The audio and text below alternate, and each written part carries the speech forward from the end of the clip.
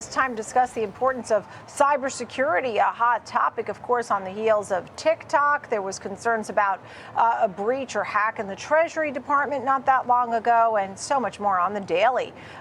What are our concerns that we need to really focus on for 2025 when it comes to cybersecurity?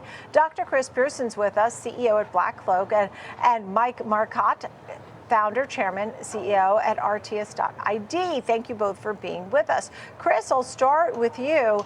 Why is the cybersecurity, I'm open-ended question to you. Right now, under the new president, what's most important with cybersecurity here in the first 6 months, let's say?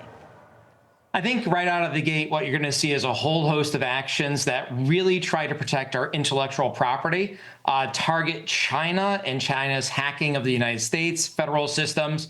Really, there's been a marked increase over the past few years. So I think cybersecurity-wise, we're going to see a turn inward to our federal systems, our defense systems, making sure that those systems are locked down and that it is known that this is a top priority within the administration. What we're also seeing and going to see is kind of a hands-off, kind of a retreating in terms of less oversight on federal government systems in terms of things like AI and making sure that there's proper oversight from an ethical perspective there and really letting the private sector flourish a little bit more. But all eyes are going to be on making sure that our federal cyber systems are up and running, our private sector has strong cybersecurity in there, and that we're really putting our feet forward as it relates to China. And Mike, what are you really watching for here? Well, I would echo Chris's comments that there's going to be a renewed effort and push for cybersecurity. My real concern, and having been the co-founder of the United States National Cybersecurity Center, we learned this very, very fast. The number of people who actually understand cyber from a leadership standpoint and then are able to actually hire the individuals who have the subject matter expertise and understand the layers of multiple abstraction that exist in cybersecurity is infinitesimally low.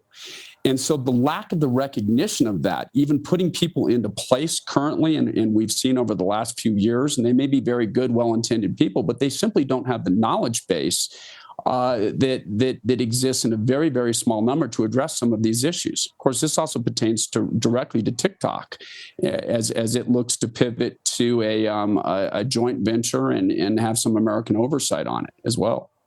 Were you really concerned about national security when it came to TikTok, considering you founded this National Security Bureau? Do you have TikTok on your phone? Would you ever? So I'll answer your question directly. I do not have TikTok personally on my phone. However, let's give credit where credit is due. This is a principled statement, not a political one, and not about aspersions with any one interest or another. It is one of the most sophisticated platforms that has ever been developed. That in and of itself, Nicole, is a double-edged sword.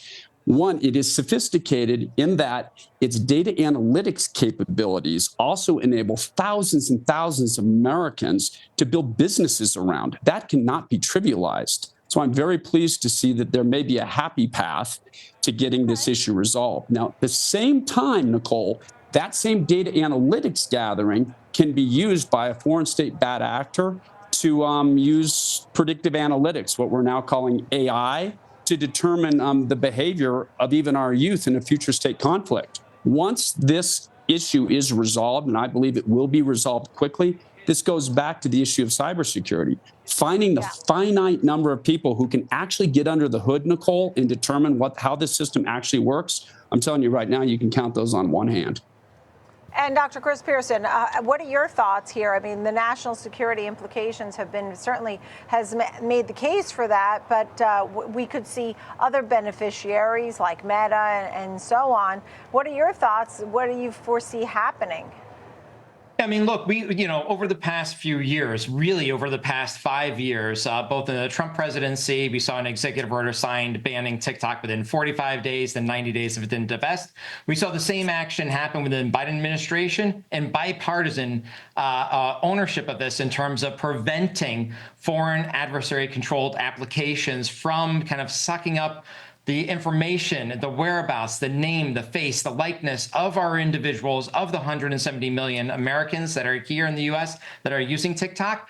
And that really has been front and center. What we saw was a shutdown on Saturday night of course, with different statements of guarantee of kind of no DOJ actions in the interim 24 hours before the 20th, before Trump was sworn into president. You then had TikTok back online. The fact of the matter is that President Trump signed a 75-day extension. He really had 90 days, so I don't know why he limited himself, but by which there has to be a divestiture of TikTok. Now, a 50-50 joint partnership and joint ventureship is not going to qualify under the law. It's 80% in terms of having control of ownership there. But the fact of the matter is there's 75 days to go ahead and figure this thing out. But the biggest worry is from a national intelligence perspective and a security perspective. Yeah. Yes or no? Is TikTok here in 6 months? Chris? TikTok is here in 6 months, but it's under vastly different ownership and control. Okay. Mike? Yes, TikTok is here in 6 months, and it's under control and helping people, not hurting them. Wonderful to see you both. Dr. Chris Pierson and Mike Marcotte, thank you both for being here.